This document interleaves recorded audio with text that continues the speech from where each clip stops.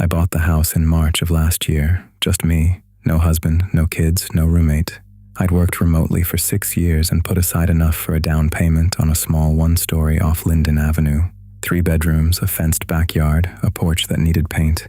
I cried the day I closed. It was the first thing I'd ever owned that was mine. The street was quiet, older couples mostly, a few young families. The houses sat far enough apart that you could go a whole weekend without seeing your neighbors, but close enough that everyone waved when they passed. That's how I met Howard. He lived directly across from me, mid-60s, neat gray hair, always wearing the same gray cardigan over a button-down. The 3rd day after I moved in, he came up my driveway with a casserole dish covered in tinfoil.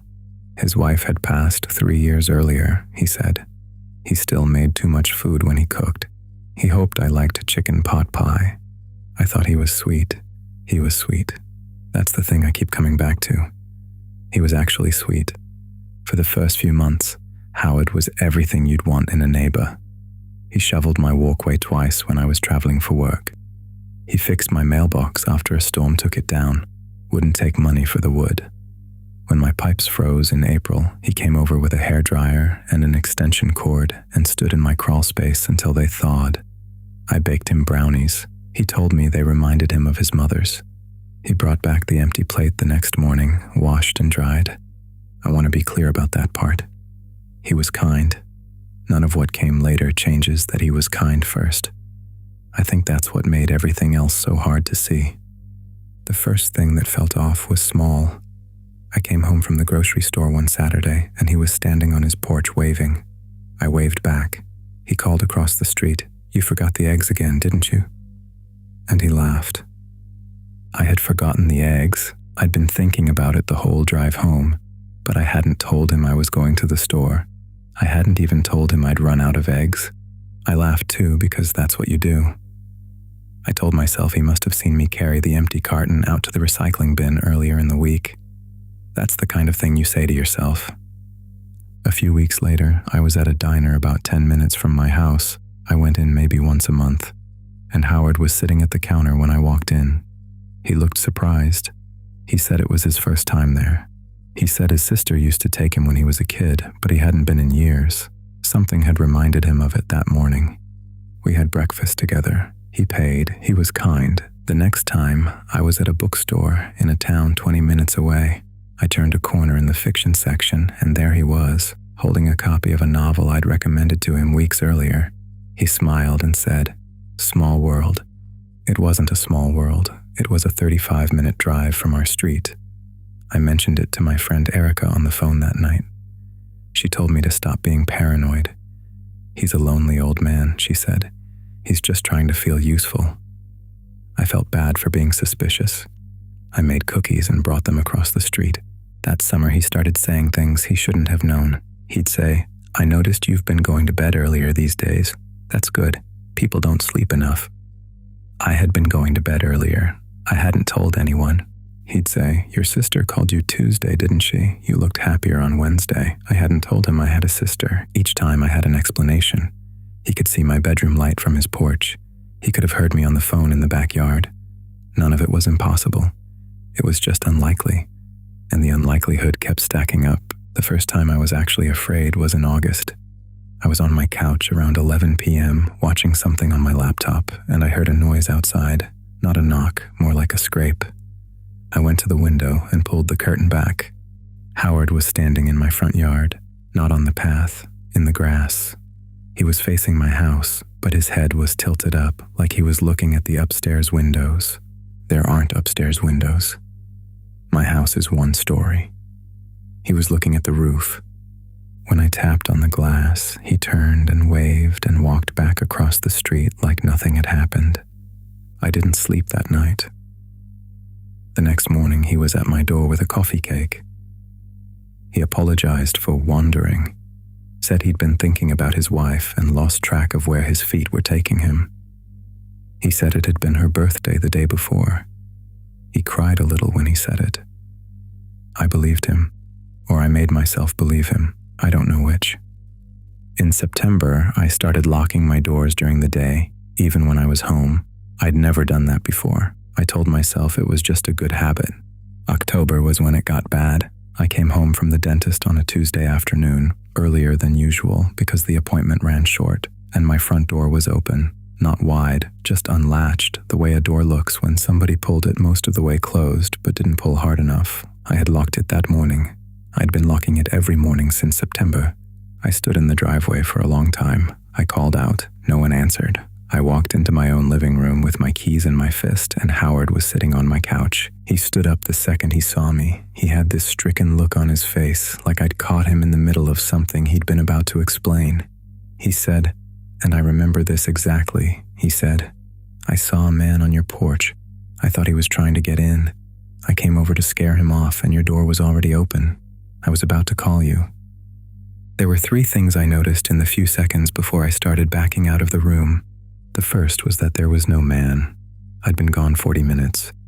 The street had been empty when I pulled up. The second was that Howard's shoes were off, lined up neatly by my front door. The third was that he had a glass of water from my kitchen sitting on the coffee table. He'd used a coaster. I don't remember what I said. I remember walking backward out of my own house. I remember calling 911 from my driveway. I remember Howard standing in my doorway watching me with an expression I can only describe as patient. The police came. They took my statement. They took his.